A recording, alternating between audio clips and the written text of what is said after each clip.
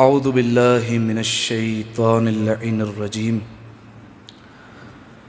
بسم اللہ الرحمن الرحیم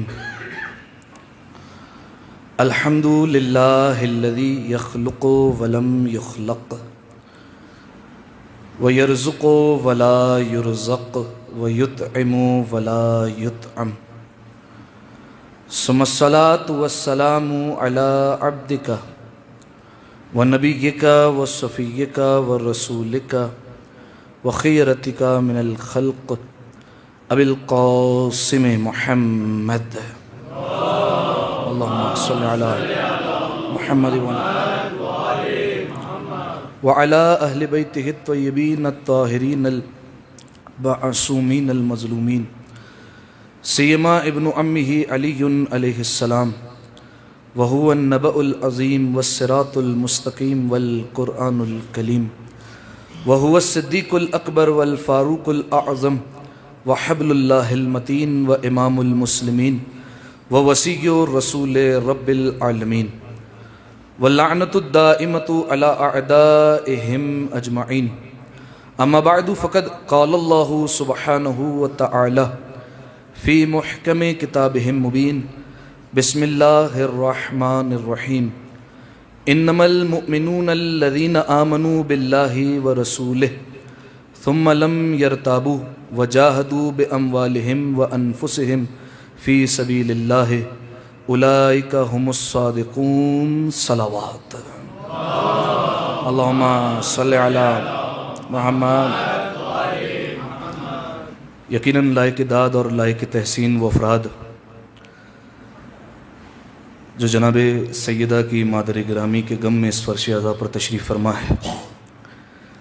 سامعین محترم، ابتدائے سخن میں آپ تمام محبان اہل بیت کی خدمت میں ملکۃ العرب سیدہ طاہرہ مادر گرامی جناب سیدہ جناب خدیجۃ الکبریٰ سلام اللہ علیہا کی وفات کی تعزیت اور تسلیت پیش کرتا ہوں، اور بالخصوص زمانے کے امام کی خدمت میں ان کی جدہ ماجدہ کے وصال کی تعزیت اور تسلیت پیش کرنے کے لیے ایک دفعہ مل کر بآواز بلند صلوات دیا کریں گے۔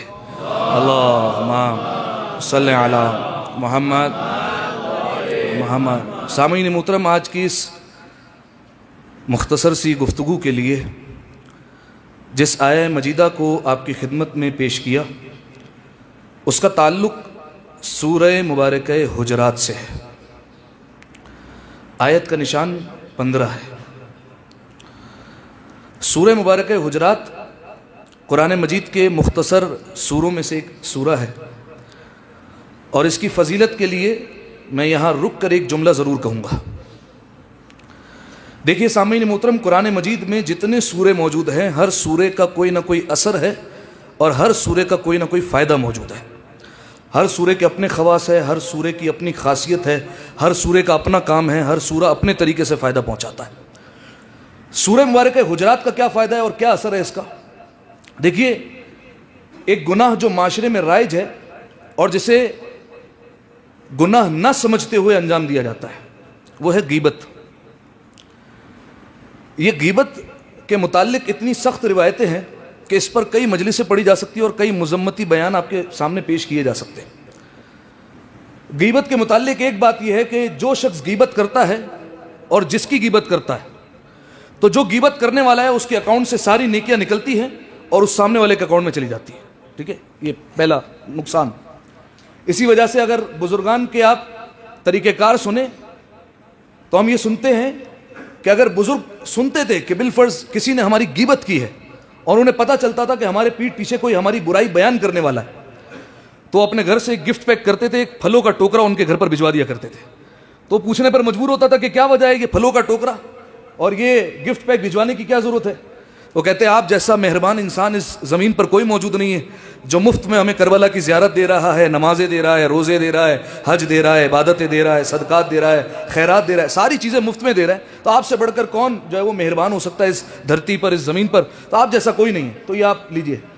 تو یہ ایک طریقہ تبلیغ بھی ہوا کرتا تھا کہ وہ سامنے سے شرمندہ ہو جایا کرتا تھا اور توبہ کیا کرتا تھا۔ ایک نقصان تو یہ۔ دوسرا نقصان اور ایک آخری نقصان بیان کروں وہ یہ کہ غیبت کے متعلق یہ ہے کہ اگر بالفرض انسان غیبت کرے اور توبہ کیے بغیر دنیا سے چلا جائے تو یہ پہلا شخص ہوگا جسے اللہ جہنم میں پھینکے گا، پہلا شخص. اور اگر غیبت کی اور توبہ کر کے دنیا سے گیا تو آخری شخص ہوگا جو جنت میں جائے گا. ٹھیک ہے، یعنی توبہ کرنے کے بعد بھی قطار میں لگو اور سب سے آخر میں جنت کا نمبر آئے گا تمہارا. ٹھیک ہے، لگے رہو قطار میں. تو اب سامعین محترم، بالفرض کسی کی زندگی ہو 50 سال 60 سال 70 سال، مولانا صاحب اب تو اتنی زندگی گزر گئی، اب کیا کریں؟ اتنی غیبتیں ہو چکی، اب تو یاد بھی نہیں ہے کن کن کی غیبتیں کی ہے اور کن کن کا ہم نے ذکر خیر کیا ان کی غیر موجودگی میں، کیا کیا ہم نے کیا ہمیں تو یاد ہی نہیں ہے، اب کیا کیا جائے؟ تو اس کا ایک طریقہ ہے، اور وہ طریقہ یہ ہے کہ جو پچھلا ہو چکا اس پر شرمندہ ہو جائے، آئندہ نہ کرنے کا وعدہ کرے اور سورہ حجرات کی تلاوت کر لے. کیونکہ روایت کے جملے کہ جو کوئی بھی سورہ حجرات کی تلاوت کر لے تو اس کی پچھلی زندگی کی جتنی غیبتیں سب کا کفارہ ہو جاتا ہے، سب کا کفارہ ہو گیا، سب ختم، زیرو. ٹھیک ہے، یعنی سارے اثرات ختم ہو گئے اس سورہ حجرات کی وجہ سے. اس کی 15ویں آیت آپ کے سامنے میں نے پیش کی. اس آیہ مجیدہ میں پروردگار عالم بتا رہا ہے کہ مومن ہے کون. ایک بات یہ ہوتی ہے کہ ہم اپنے سینے پر ہاتھ مار کر گئے کہ ہاں ہم ہیں مومن. ٹھیک ہے، ایک بات یہ ہوتی ہے کہ پروردگار عالم گواہی دے کر گئے کہ ہاں یہ مومن ہے. اب قرآن مجید میں سورہ حجرات کی 15ویں آیت میں اللہ کہہ رہا ہے انما المؤمنون الذین آمنوا باللہ ورسولہ. انما کا حصار ہے، انما کہتے ہیں جہاں پر بھی قرآن میں یاد رکھیے انما آ جائے نا وہ ہے باؤنڈری وال، بس یہی لوگ ہیں جن کی بات کر رہا ہے اللہ، اس کے علاوہ کوئی باہر نہیں ہو سکتا. ٹھیک ہے، انما المؤمنون الذین آمنوا باللہ ورسولہ، فرمائے مومن تو بس اور بس وہ ہیں جو اللہ پر ایمان لاتے ہیں اور اس کے رسول پر ایمان لاتے ہیں. ایک ثم لم یرتابوا، اس کے بعد جب ایمان لاتے ہیں تو پھر شک نہیں کرتے اللہ اور رسول میں. دو وجاہدوا باموالہم وانفسہم فی سبیل اللہ، اور ان کا تیسرا کارنامہ اور تیسرا مرحلہ یہ ہے کہ وہ اللہ کی راہ میں مال سے بھی جہاد کرتے ہیں اور جانوں سے بھی جہاد کرتے ہیں. یہ جملہ یاد رکھیے گا، آج کی مجلس کا اہم جملہ ہے. جہاد کرتے ہیں اللہ کی راہ میں مال کے ذریعے سے بھی اور جان کے ذریعے سے بھی. اولئک ھم الصادقون، یہ ہے سچے لوگ، یہ ہے مومن حقیقی. ٹھیک ہے، 3 باتیں بیان فرمائی. ایک، اللہ اور رسول پر ایمان رکھتے. نمبر 2 فرمایا جب ایمان لے آتے ہیں پھر شک نہیں کرتے. اور نمبر 3 فرمایا اپنے مال کے ذریعے سے بھی جہاد کرتے ہیں اور جان کے ذریعے سے بھی جہاد کرتے ہیں. توجہ چاہ رہا ہوں. دیکھیے سامعین محترم، کسی بھی تحریک کو چلانے کے لیے، کسی بھی تنظیم کو چلانے کے لیے، کسی بھی موومنٹ کو چلانے کے لیے 2 چیزوں کی بڑی ضرورت ہوتی ہے. ٹھیک ہے، توجہ ہے آپ لوگوں کی. 2 چیزوں کی بڑی ضرورت ہے. ایک مالی طاقت کی بہت زیادہ ضرورت ہوتی ہے اور ایک افرادی قوت کی بہت زیادہ ضرورت ہوتی ہے. ٹھیک ہے، مال بھی ہونا چاہیے، لوگ بھی ہونے چاہیے ساتھ میں سپورٹ میں، عوام بھی ہونی چاہیے. ٹھیک ہے، اگر بالفرض کوئی شخص تحریک چلائے لیکن اس کے ساتھ مال نہ ہو، جب اس کے پاس مال نہیں ہوگا لوگ اس کی بات نہیں سنیں گے. ٹھیک ہے، ایک. اور اگر اس کے پاس لوگ نہ ہوئے سپورٹ میں تو بھی عوام بات نہیں سنے گی. تو دونوں ہونے چاہیے، مال بھی ہونے چاہیے اور افراد بھی ہونے چاہیے، لوگ بھی ہونے چاہیے. لوگوں میں طاقت اتنی ہونی چاہیے کہ جو جان پر کھیل جائیں، ایسے لوگ ہونے چاہیے. اب رسول اللہ نے 1400 سال پہلے اسلام کی تبلیغ کا آغاز کیا، اسلام کو پھیلانا شروع کیا. اب رسول اللہ کو مال کی بھی ضرورت ہے، دولت کی بھی ضرورت ہے اور رسول اللہ کو طاقت کی بھی ضرورت ہے. بلکہ جملہ بدل کر کہتا ہوں، ایک ایسے فرد کی ضرورت ہے کہ جس کی آنکھوں کو دیکھ کر کفار کے درمیان دبدبہ پیدا ہو جاتا ہو. ایسے شخص کی توجہ چاہ رہا ہوں، ایک ایسے فرد کی ضرورت ہے. طاقت بھی چاہیے اور مال بھی چاہیے رسول اللہ کو، دولت بھی چاہیے اور ایسا فرد بھی چاہیے کہ جو طاقت میں لشکر کے برابر ہو، جو بولے تو کفار کے درمیان دبدبہ بیٹھ جائے، روب بیٹھ جائے، اس کی طاقت اتنی ہو. اب سامعین محترم، اب جا کے تلاش کیجئے تاریخ کے کتابوں میں کہ کون سے ایسے افراد تھے کہ جب رسول اللہ کو دولت کی ضرورت پڑی تو کون آگے آیا اور رسول اللہ کو جب طاقت کی ضرورت پڑی تو کون آگے آیا. تو سامعین محترم ایک جملے میں سن لیجئے، جب بات طاقت کی آئی تو علی کا باپ ابو طالب آگے آیا اور جب بات دولت کی آئی تو فاطمہ کی ماں ختیجہ آگے آئی. سلامت رہیے آپ. تو یہ 2 افراد آگے ہیں. اب لوگ پوچھ لیتے ہیں کہ مولانا صاحب جناب ابو طالب کی آپ طاقت کی بات کریں تو جناب ابو طالب کی بات میں اثر کتنا تھا اور جناب ختیجہ کی دولت کتنی تھی؟ تو سامعین محترم اس کا سیدھا سیدھا جواب یہ ہے کہ آج کے دور میں ہم بیٹھ کر ہم جیسے غریب لوگ یہ حساب نہیں لگا سکتے کہ ابو طالب کی بات کا اثر کتنا تھا اور ختیجہ کی دولت کتنی تھی. ہاں ایک بات طے ہے اور 100% طے ہے، وہ یہ کہ اس دور میں جو بھی مسلمان ہوا تھا وہ سر اٹھا کر جو چلتا تھا تو ابو طالب کی طاقت کی وجہ سے، اور جو روٹی کھاتا تھا وہ ختیجہ کی دولت کی وجہ سے. بس یہ بات تھی. ٹھیک ہے، لہذا سامعین محترم رسول خدا نے جب اسلام کی تبلیغ کا آغاز کیا تو جناب ختیجہ کا بہت زیادہ سپورٹ تھا، دولت کے لحاظ سے، مالی لحاظ سے، فائنینشلی بہت زیادہ دولت جناب ختیجہ کی طرف سے رسول اللہ کو ملی اور سب کچھ گویا جناب ختیجہ نے قربان کر دیا. یہ جو کہا جاتا ہے نا، ہمارے برادران نعتیں پڑھتے ہوئے نظر آتے ہیں، سلام اس پر کہ نہ چاندی تھی نہ سونا تھا، سلام اس پر کہ ٹوٹا بوریا جس کا بچھونا تھا. یہ اگر مان بھی لیا جائے تو یہ جناب ختیجہ سے پہلے کی بات ہے. ٹھیک ہے، جناب خدیجہ جب تک نہیں تھی اس وقت آپ کہیے کہ رسول اللہ پر مفلسی کا دور تھا، اور ظاہری طور پر حالانکہ رسول اللہ تو کائنات کے مالک ہے، جن کے متعلق پروردگار عالم نے حدیث قصہ میں کہا کہ ان کے لیے ہم نے زمین کا فرش بچھایا، ان کے لیے آسمان کا شامیانہ لگا، ان کی وجہ سے دریا بہتے ہیں، ان کی وجہ سے یہ سورج چاند نکلتے ہیں، تو رسول اللہ کی ملکیت کا آپ اندازہ لگائیے۔ لیکن ظاہری طور پر اگر آپ کہتے ہیں تو یہ بات کب کی ہے؟ یہ بات ہے جناب خدیجہ سے پہلے کی، ٹھیک ہے؟ آپ جناب خدیجہ سے پہلے کی نعت پڑھیے کہ سلام اس پر کہ نہ چاندی تھی نہ سونا تھا، سلام اس پر کہ ٹوٹا بوریا جس کا بچھونا تھا۔ لیکن جب جناب خدیجہ آ گئی اب مصرے بدل جانے چاہیے، ٹھیک ہے؟ 4 مصرے پڑھوں آپ کے سامنے۔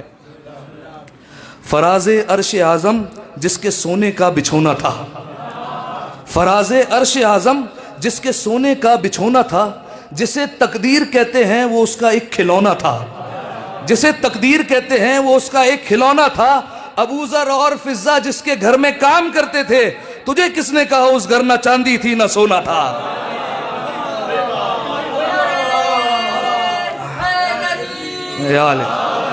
سلامت رہیے۔ ایک دفعہ جناب خدیجہ کی عظمت پر باواز بلند صلوات دیا کریں۔ اللہ صلی علی محمد علی محمد۔ تو اب جناب خدیجہ نے مالی لحاظ سے رسول اللہ کو بھرپور سپورٹ کیا۔ جناب خدیجہ کی دولت کے متعلق دیکھیے، تجارتی خاندان تھا، یہ بھی سوال آتا ہے دولت اتنی آئی کہاں سے؟ تو اس کا جواب ہے کہ آبا و اجداد سے چلتی ہوئی دولت آئی، ٹھیک ہے؟ پورا خاندان تجارت کرنے والا خاندان تھا۔ رسول اللہ کی حدیث بھی ہے نا کہ پروردگار عالم نے مال میں اور آمدنی میں 10 حصے رکھے ہیں، 9 حصے اس میں سے تجارت کے ہیں، 1 حصہ ملازمت کا اور نوکری کرنے والوں کا ہے، 9 حصے ہیں تجارت والوں کے لیے، بزنس والوں کے لیے۔ تو اب سامعین محترم، جناب ابراہیم علیہ السلام کی بھی تجارت لکھی ہے تاریخ میں، جناب اسماعیل، جناب یعقوب، جناب یوسف، یہ انبیاء کا پیشہ تھا۔ جناب خدیجہ نے بھی اس تجارت کے پیشے کو اپنایا تھا، اپنے آباء و اجداد کے ذریعے سے تجارت کیا کرتے تھے۔ اب دولت کے متعلق مختلف اقوال ملتے ہیں۔ ایک قول کہ جناب خدیجہ کا جب قافلہ جاتا تھا تو جس اونٹ پر سامان لدے ہوئے ہوتے تھے، ان اونٹ کی تعداد لکھی ہے 80,000۔ 80,000 پر صرف سامان تجارت چلا کرتا تھا۔ میں نے ساری ملکیت کی بھی بات نہیں کی ہے، صرف 80,000 پر سامان تجارت۔ بعض روایتوں میں 1,60,000 اونٹوں پر صرف سامان تجارت جایا کرتا تھا۔ 70-80 ان میں سے اونٹ ایسے ہوتے تھے کہ جن پر فقط اور فقط باقی خزانوں کی چابیاں ہوتی تھی۔ 70 اور 80 اونٹوں پر صرف چابیاں ہی چابیاں اور کچھ بھی نہیں ہے، ٹھیک ہے؟ 1,60,000 اونٹ جناب خدیجہ کے جاتے تھے مال تجارت کے لیے۔ ایک قول اور ملتا ہے کہ جب جناب خدیجہ کا قافلہ یمن کے لیے جاتا تھا تجارت کے لیے، تو پہلا اونٹ یمن میں داخل ہو رہا ہوتا تھا، آخری اونٹ مکہ سے نکل رہا ہوتا تھا۔ اتنا سامان تجارت جناب خدیجہ کی طرف سے جاتا تھا، اتنا منافع آتا تھا، اور اس وجہ سے اتنی دولت جناب خدیجہ کے پاس آئی۔ پھر اب جناب خدیجہ کے متعلق ملتا ہے کہ 400 غلام اور 400 کنیزیں تو ایٹ اے ٹائم ان کے محل میں ہوتے تھے۔ اس دور میں غلام اور کنیز جو ہے وہ گھروں پر نہیں جایا کرتا تھا، جو مالک ہوتا تھا وہی جو ہے وہ انتظام کرتا تھا رہائش کا، وہیں پر رہا کرتے تھے۔ سوچی کتنا بڑا محل ہوگا اور کتنی بڑی جاگیر ہوگی جناب خدیجہ کی۔ جو ان کے غلام ہوتے تھے ان کے خیمے کے رسے سونے کے ہوا کرتے تھے، جو ان کی کنیزیں ہوتی تھی ان کے کمروں میں جو پیٹیاں رکھی ہوتی تھی وہ سونے کی ہوا کرتی تھی۔ جناب خدیجہ جو ایک بار لباس پہن لے وہ کنیز کو دے دیا کرتی تھی، حالانکہ وہ لباس سونے کی تاروں سے سلا ہوا ہوتا تھا، وہ لباس دے دیا کرتی تھی، ٹھیک ہے؟ یہ تھا جناب خدیجہ کا عالم۔ اور جناب خدیجہ کے متعلق ملتا ہے کہ اتنا سامان تجارت کہ بی بی کو ایک لقب دے دیا گیا سیدۃ التجار۔ سیدۃ التجار کسے کہتے ہیں؟ تاجروں کی سردار۔ یہ بی بی خدیجہ کا لقب تھا۔ ایک تھا ملکۃ العرب، ایک ہے سیدۃ التجار، تاجروں کی سردار۔ یہ کیوں کہا جاتا تھا تاجروں کی سردار؟ اس وجہ سے کہ جب بھی کوئی قافلہ تجارت جانے لگتا تھا تو سارے کے سارے تاجر آ جاتے تھے جناب خدیجہ کے گھر پر، اور جناب خدیجہ کے گھر پر ایک پردہ کھنچتا تھا، ایک طرف جناب خدیجہ، باقی طرف سارے تاجر، اور جناب خدیجہ ریٹ، دام، قیمت طے کرتی تھی کہ اس چیز کا یہ بھاؤ ہوگا، اس چیز کی یہ قیمت ہوگی۔ یہ جناب خدیجہ کے بغیر کوئی طے نہیں کرتا تھا، ٹھیک ہے؟ جو جناب خدیجہ کی وہ قیمت ہوگی، ٹھیک ہے؟ یہ جناب خدیجہ کا عالم تھا۔ اب جب یہ قافلہ جاتا ہے 2-3 سال جناب خدیجہ نے محسوس کیا کہ یہ منافع کم ہو گیا۔ کیوں کم ہوا؟ معلوم کیا تو جناب خدیجہ کو پتا چلا کہ کچھ مکہ کے کافر بدماش چوری کرتے ہیں رستے میں اور مال چرا لیتے ہیں۔ جناب خدیجہ نے کچھ نہیں کیا، میں اپنے الفاظ میں کہہ رہا ہوں، حیا کا برقع اپنے سر پہ لیا اور آ گئی ابو طالب کے دروازے پر، اور آئی ابو طالب کے دروازے پر اور آ کر کہا، درمیان میں پردہ ہے، اور جناب ابو طالب سے کہتی ہے، اے ابو طالب، آپ جانتے ہیں مکہ کے لوگ کیسے ہیں، مجھے یہ خبر ملی ہے کہ یہ میرا سامان چرا لیا کرتے ہیں، ٹھیک ہے؟ جناب ابو طالب نے کہا کہ اے خویلد کی بیٹی، آپ واپس چلے جائیے، اب یہ معاملہ ابو طالب کے ہاتھوں میں ہے۔ وہ جیسے ہی گئے جناب ابو طالب نے اپنے نوکروں کو بلایا اور کہا جتنے سردار ہیں سب کو بلا کر آؤ، توجہ چاہ رہا ہوں میں آپ کی۔ سب کو بلا لیا اپنے صحن میں، سارے بیٹھے۔ اب دیکھیے چور کو براہ راست نام لے کر نہیں کہا جاتا یہ چور ہے، ٹھیک ہے؟ یہ کہنے کے طریقے ہوا کرتے۔ جناب ابو طالب نے کہا خویلد کی بیٹی میرے پاس آئی تھی اور کہہ رہی تھی کہ ان کا مال راستے سے چوری ہو جاتا ہے، تو میں تمہیں دعوت دیتا ہوں کہ تم میں سے کون کون ختیجہ کا پارٹنر بننا چاہتا ہے، شراکت دار ہو جائے، پارٹنر بن جائے بزنس میں۔ تو کہا اے ابو طالب ہم کہاں اور خویلد کی بیٹی کہاں، ان کا اتنا مال تجارت جاتا ہے، ہم کیا کریں گے تجارت کر کے؟ کہا میں ابو طالب ضمانت دیتا ہوں، تم یہاں پر مال جمع کراؤ اور یہیں سے منافع لے جانا۔ کہا اچھا کیا جمع کرائے؟ کہا جو تم لانا چاہتے ہو، جس کے پاس ایک اونٹ ہے وہ ایک اونٹ لے آئے، جب مال آ جائے تو 2 اونٹ لے کر چلا جائے، جس کے پاس ایک بکری ہے وہ ایک بکری دے جائے، 2 بکریاں لے کر چلے جائے، حتیٰ جس کے گھر میں کچھ نہیں ہے وہ ایک مٹھی جو کی لے کر آئے، گندم کی لے کر آئے، بدلے میں جو ہے وہ دگنا منافع لے کر جائے گھر پہ بیٹھے بیٹھے۔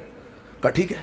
سارے گئے اور گھر سے جو ہے وہ چن چن کر مال لے کر آئے۔ اب جو یہ ملتا ہے نا تاریخ میں، دیواروں پر ہاتھ لگانے لگے حضرات اور سوئی بھی لے کر آئے چن چن کے اور الا کر۔ یہ جو بدبخت مورخ ہے نا بنو امیہ کے ٹکڑوں پر پلنے والا یہ مورخ، یہ اٹھا کر قلم لکھ دیتا ہے کہ وہ ان حضرات نے سوئی بھی اللہ کی راہ میں جان قربان کر دی۔ حضور اللہ کی راہ میں قربان نہیں کی، یہ منافع ڈبل کرنے کے لیے دی تھی انہوں نے، ٹھیک ہے، یہ ان کا معاملہ تھا اور یہ ان کا ماجرا تھا، صحیح ہے۔ تو اونٹ لے کر آئے، حتیٰ کہ ایک حضرت ایسے تھے جو کہنے لگے ابو طالب میرے گھر میں کنواں ہے، اب کنواں تو آ نہیں سکتا، آپ کنویں کا بھی منافع شمار کیجئے، وہ بھی میں آپ سے لوں گا، وہ کنواں آج آپ کا ہوا۔ اب سمجھ میں آیا؟ انہوں نے ایک کنواں خرید کر اسلام کی راہ میں قربان کیا، ٹھیک ہے۔ اب یہ آپ سمجھتے رہے، جس کو نہیں سمجھ میں آ رہا وہ ان سے پوچھے جن کو سمجھ میں آ رہا ہے، ٹھیک ہے۔ تو اب سامعین محترم اتنا جو ہے وہ مال لے کر آئے۔ اب جب جناب ابو طالب، اب میں اپنے الفاظ میں کہہ رہا ہوں، دیکھیے گا جملہ، جناب ابو طالب کے پاس سے جب یہ سارے سردار نکلے، جناب ابو طالب نے جناب ختیجہ کی کنیزوں اور غلاموں کو بلایا اور مال لکھ کر بتایا، کہا دیکھو یہی مال تھا جو چوری ہوا تھا، یہی ہوا تھا چوری۔ کہا ہاں ابو طالب یہ بھی چیز ہماری ہے، یہ بھی ہمارا ہے، یہ بھی ہمارا ہے۔ کہا ٹھیک ہے یہ لے جاؤ اور جناب ختیجہ سے کہو کہ جب مال تجارت آ جائے تو ان کے لیے صدقہ نکال دینا۔ کہا ٹھیک ہے۔ مال آیا اور جناب ختیجہ نے جب تجارت میں منافع ہوا تو 80,000 سونے کے سکے جناب ابو طالب کی خدمت میں پیش کیے کہ ان لوگوں کو تو بانٹ دیا، یہ آپ کا منافع، کیونکہ آپ کی ذہانت سے یہ جو ہے وہ منصوبہ کامیاب ہوا۔ یہ کیوں کہا؟ کیونکہ دیکھیے جب اگلے دن قافلہ روانہ ہوا اور سب کا، کسی حضرت کا ایک اونٹ ہے، کسی کا ایک گھوڑا ہے، کسی کا ایک گدھا ہے، کسی کا بکرا جا رہا ہے، کسی کی بکری جا رہی ہے، اور یہ سارا جو ہے وہ شامل ہے، تو وہ ساتھ میں نیزے لے کر ہمارا مال جا رہا ہے، ٹھیک ہے۔ چور کو ہی چوکیدار بنا دیا، ٹھیک ہے، وہی ساتھ میں چل رہا ہے محافظت کے لیے، حفاظت کے لیے، ٹھیک ہے۔ یہ جناب ابو طالب کی ذہانت تھی۔ لہذا سامعین محترم اب ان کو منافع مل گیا سب کو، اور جناب ختیجہ نے 80,000 سونے کے سکے جناب ابو طالب کی خدمت میں پیش کیے۔ جناب ابو طالب نے کہا آپ جانتی ہیں ہمارے خاندان کی تہذیب یہ ہے، ہم احسان کی اجرت نہیں لیا کرتے۔ جناب ختیجہ نے کہا آپ بھی جانتے ہیں ہمارے خاندان کی یہ تہذیب ہے کہ ہم شرمندگی کے ساتھ نہیں جیا کرتے۔ جناب ابو طالب نے کہا پھر میرے پاس ایک مشورہ ہے، میرا بھتیجا ہے محمد، اس کو آپ اگلے سال سامان تجارت لے کر شام روانہ کیجیے۔ اب وہ سارے واقعات کے میسرا گیا اور سارے معجزات دکھے، وہ انشاءاللہ کسی اور موقع پر۔ اور جب قافلہ واپس آیا رسول اللہ کے ساتھ تو بہت سارا منافع ہوا۔ جناب ختیجہ نے عقد کا پیغام بھیجا، رسول اللہ اور جناب ختیجہ کا عقد ہو گیا۔ یہ میں نے آپ کے سامنے خلاصتاً پیش کر دیا 2 جملوں میں، ٹھیک ہے۔ اب جناب ختیجہ کی اتنی دولت یہ گئی کہاں؟ بس آخری مراحل میں تقریر، یہ اتنی دولت گئی کہاں جناب ختیجہ کی؟ کچھ چیزیں میں آپ کے سامنے بیان کر دیتا ہوں، ظاہر ہے ساری چیزیں بیان نہیں کی جا سکتی۔ ایک، دعوت ذوالعشیرہ کا جو جلسہ ہوا 3 دن تک چلتا رہا، وہ حضرات جو آتے رہے، جو ایک ایک وقت میں ایک ایک اونٹ اور ایک ایک بکرا کھا جایا کرتے تھے، ان کے کھانے پینے کا انتظام، ان کے رہنے کا انتظام کون کرتا تھا؟ یہ جناب ختیجہ کی دولت سے ہوا۔ حبشہ کی طرف ہجرت ہوئی، نہ جانے کتنے مسلمان بھیجے گئے کہ وہاں جا کر تم بس جاؤ اور وہاں جا کر تم اپنی رہائش کا بندوبست کرو۔ تو یہ راستے کے اخراجات، یہ درمیان میں کھانا پینا، یہ سارے کون اٹھاتا تھا؟ جناب ختیجہ کی دولت کی وجہ سے ہوتا تھا۔ اسی طریقے سے مختلف ممالک میں اصحاب کو بھیجا جاتا تھا کہ تم وہاں پر جاؤ اور جا کر اسلام کی تبلیغ کرو، تو یہ ان کے جانے کا خرچہ، ان کے آنے کا خرچہ، وہاں رہنے کا خرچہ، وہاں مسلمانوں کا خرچہ، یہ کہاں سے ہوتا تھا؟ جناب ختیجہ کی دولت سے۔ غلام آزاد کروائے جاتے تھے، کیونکہ سب سے زیادہ جو مسلمان ہوا ہے رسول اللہ کی تبلیغ پر وہ غلام طبقہ آزاد ہوا ہے، ٹھیک ہے۔ غلام طبقہ کیوں کہہ رہا ہوں میں؟ کیونکہ غلام کسی کے دباؤ میں ہوتے تھے اور وہ رسول اللہ کی تبلیغ سے مانوس ہو جاتے تھے، رسول اللہ کی تبلیغ سے متاثر ہو کر رسول اللہ کے پاس آ جاتے تھے، لیکن ان کو سزائیں کیسی ملتی؟ کوئی مالک اپنے غلام کا کان کاٹ دیا کرتا، کوئی مالک جو ہے وہ اپنے غلاموں کے ہاتھ کاٹ دیا کرتا، کوئی پیر کاٹ دیتا، کوئی زبان کو کھینچ لیتا، ٹھیک ہے۔ یہ مظالم جو ہے وہ ان پر ڈھائے جاتے۔ یہ ہم تک اسلام جو پہنچا ہے ایسے نہیں پہنچا۔ جناب بلال کے بارے میں کہ جناب بلال کو ایک زمین ہے جس کا نام ہے ہرہ، اس پر لٹا دیا جاتا۔ ہرہ کے بارے میں مشہور ہے کہ اگر کچا گوشت پھینک دیا جائے تو زمین اتنی گرم ہوتی تھی کہ چند لمحوں میں گوشت پک جایا کرتا تھا۔ جناب بلال کو برہنہ پیٹ کر کے اس پر لٹایا جاتا، بھاری پتھر سینے پر رکھا جاتا اور طرح طرح سے اذیت دی جاتی۔ سواری میں رسی باندھ کر ان کو جو ہے وہ ریگستانوں میں جو ہے وہ زمین کے ذریعے اور رسی باندھ کر جو ہے وہ پھرایا جاتا، پورا جسم لہو لہان ہو جاتا، زخمی ہو جاتے۔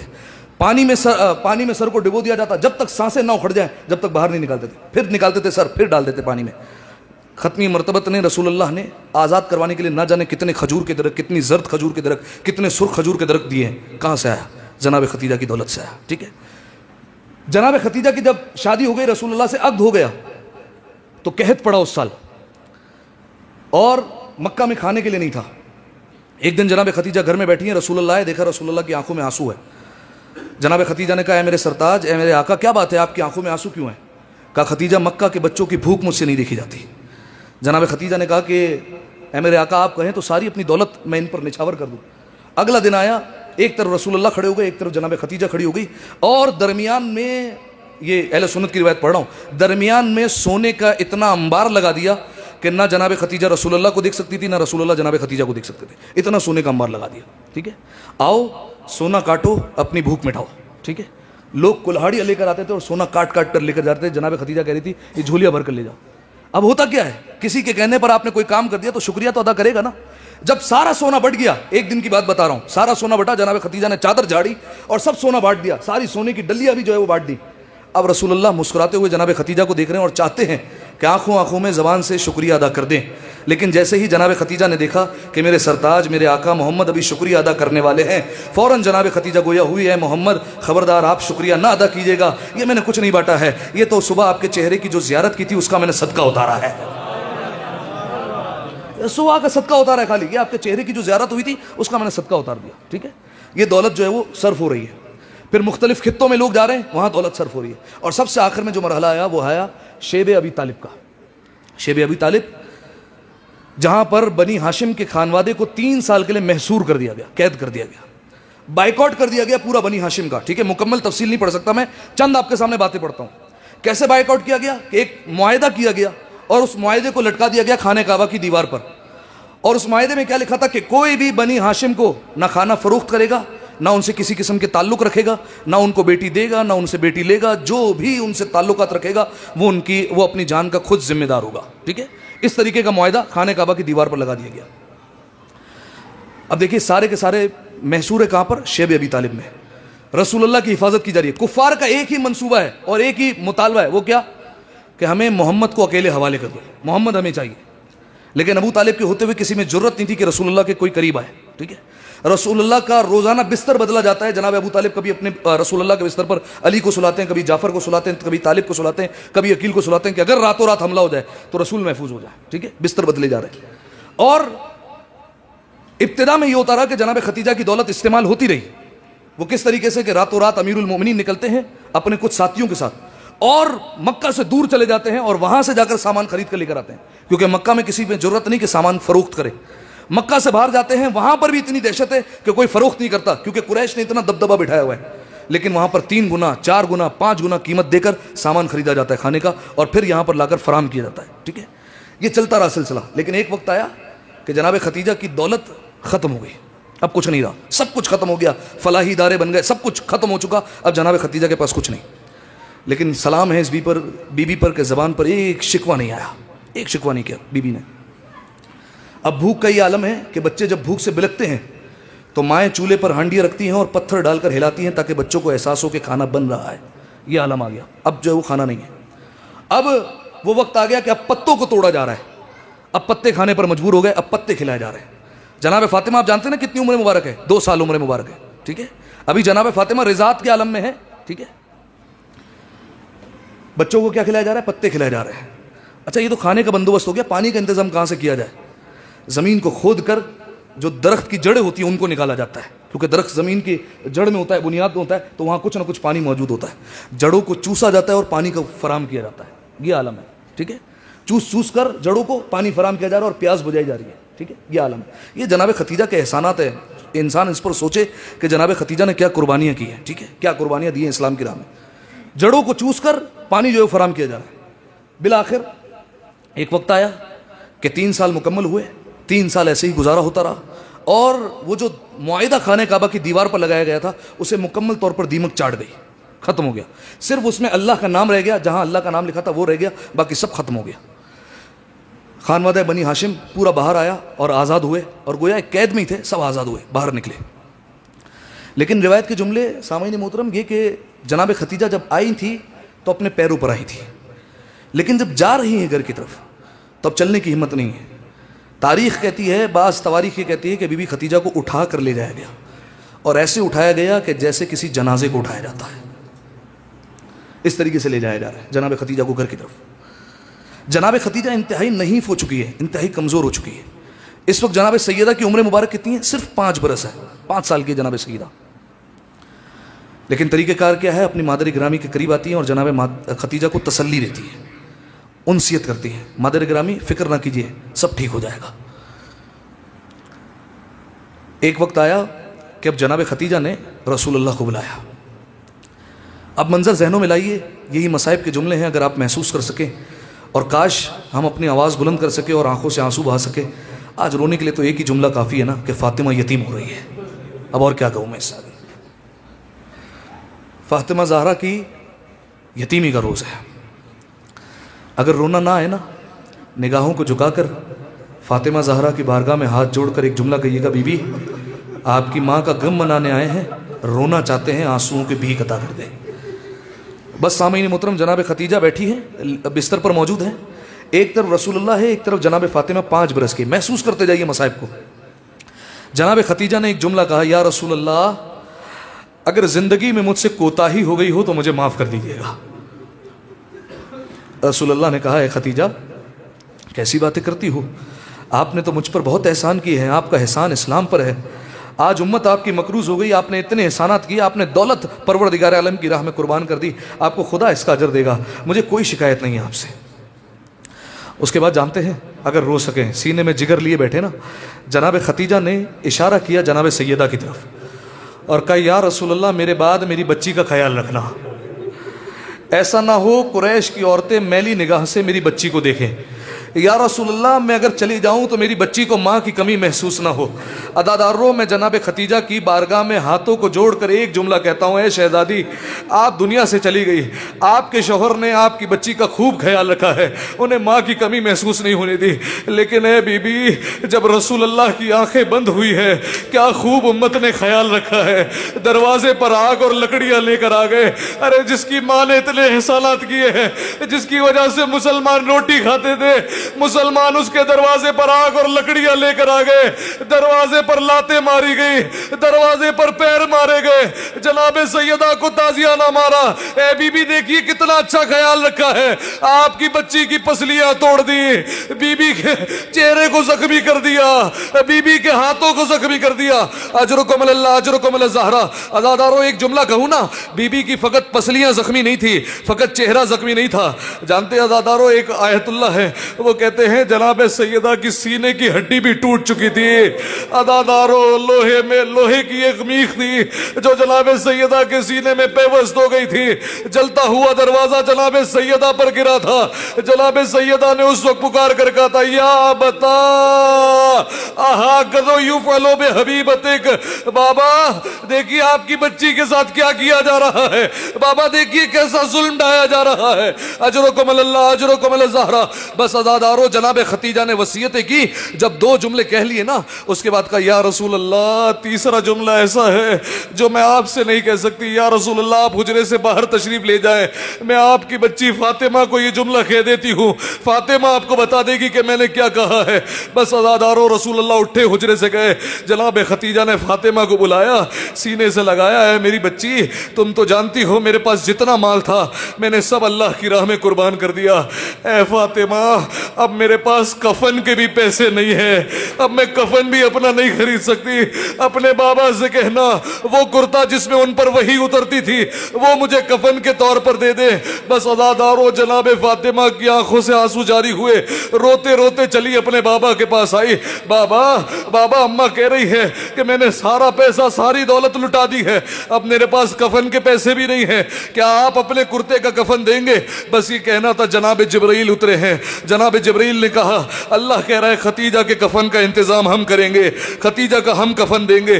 بس عزادارو ایک یہ موقع ہے جب کفن آیا جنت سے، ایک اور موقع بھی تو ہے نا جب جنت سے 5 کفن کے ٹکڑے اترے تھے، جانتے ہیں نا کون سا وقت ہے؟ جناب فاطمہ کا آخری وقت ہے، جناب زینب آئی ہیں، جناب زینب کو کہا ہے بیٹی زینب ذرا وہ صندوق لے آنا، جناب زینب گئی صندوق لے کر آئی، کہا کھولو بیٹی، جب کھولا دیکھا کفن کے ٹکڑے تھے، کہا ماں یہ تو کفن کے ٹکڑے، کہا اللہ نے جنت سے 5 کفن کے ٹکڑے بھیجے تھے.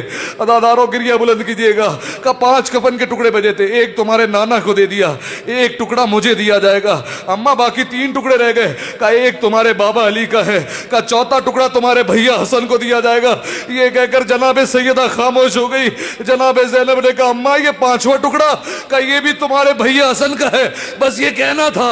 زینب کبریٰ کا دل تڑپ گیا, رو رو کر کہنے لگی اماں نانا کا کفن بھی آیا, بابا کا کفن بھی آیا, آپ کا کفن بھی آیا, بھیا کے 2 کفن ہے, میرے حسین کا کیا قصور ہے؟ جناب سیدہ نے کہا اے زینب ارے تم دیکھو گی کربلا میں میرا حسین بے غور و کفن پڑا رہے. اجرکم اللہ اجرکم الزہرا, میرا حسین بے غور و کفن پڑا رہے گا. بس عزادارو جناب خدیجہ کو کفن ملا ہے. رسول اللہ نے اپنا کرتا بھی دیا, جنت کا کفن بھی دیا. رسول اللہ گئے ہیں گھر سے, عزادارو جنت المعلا میں دفن کر کے آئے ہیں. جب واپس آئے نا رسول اللہ کچھ سوچتے ہوئے آ رہے ہوں گے. ذرا سوچئے, ایک باپ جب ایک بچی کی ماں کو دفن کر کے آ رہا ہو کیا ذہن میں خیالات ہوں گے. ایک مرتبہ گھر کا دروازہ کھلا, 5 برس کی بچی آگے کھڑی ہے, رو کر پوچھتی ہے بابا میری اماں کو کہاں لے گئے تھے؟ بابا بابا اماں کہاں گئی؟ بابا کیا اب اماں سے ملاقات نہیں ہو سکے گی؟ عزاداروں میں ایک جملہ کہتا ہوں, اے بی بی آپ کے بابا گئے لیکن واپس صحیح سلامت آ گئے. ہائے رے سکینہ, جب ان کا بابا مقتل کی طرف گیا, ارے حسین واپس نہ آئے. ذوالجلال اس عالم میں آیا کہ زین لٹکی ہوئی تھی. سکینہ آگے بڑھی, رو رو کر پوچھتی ہے, یہ نہیں پوچھا میرے بابا کو کتنے تیر لگے, یہ نہیں پوچھا کتنی تلواریں لگی, رو کر ایک جملہ کہا یا جوادو حل سکیا بھی ہم قتلات جانا, اے بابا کے ذوالجلال بس اتنا بتا دے میرے بابا کو کیا پانی پلایا تھا یا پیاسا مار دیا گیا؟ حسین پیاسے چلے گئے. اجرکم اللہ. بس عزادارو آخری روایت ہے, جانتے چھٹے امام بیان کرتے ہیں کہ جب زمانے کے امام پلٹ کر آئیں گے رسول اللہ بھی آئیں گے, کربلا میں عدالت لگے گی, رسول اللہ آواز بلند کر کہیں گے اے لوگو تم میں سے جس کسی کا حق باقی ہے آؤ مجھ سے مانگو, میں تمہارا حق دلا دیتا ہوں. سب سے پہلے جانتے کون آئے گا؟ جناب ختیجہ. جناب ختیجہ کا بازو پکڑ کر فاطمہ زہرا آ رہی ہوں گی. جانتے نا عزادارو فاطمہ کتنے سال کی ہے؟ 18 سال. ہونا تو یہ چاہیے تھا ختیجہ بازو پکڑ کر آئے, لیکن فاطمہ بازو پکڑ کر کیوں آ رہی ہے؟ عزادارو جس کی پسلیاں ٹوٹ گئی ہو اس کے لئے چلنا مشکل ہو جاتا ہے. بس عزادارو جناب ختیجہ پوچھیں گی یا رسول اللہ کیا میں نے آپ کا حق ادا نہ کیا تھا؟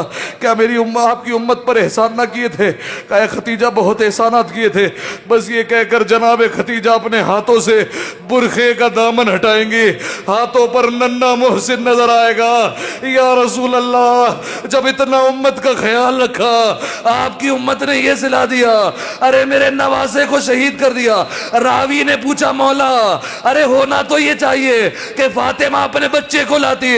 چھٹے امام تڑپ گئے. میرے مولا نے دھاڑے مارنا شروع کی, رونا شروع کیا, اور روتے روتے ایک جملہ کہا ارے فاطمہ کے ہاتھ خالی کہاں ہے؟ یہ کہہ کر فاطمہ نے برقع ہٹایا, ہاتھوں پر ننھا علی اصغر. بابا جس پر میری ماں نے اتنے احسان کیے اس امت نے میرے پوتے کو 3 بال کا تیر مار کر شہید کر دیا.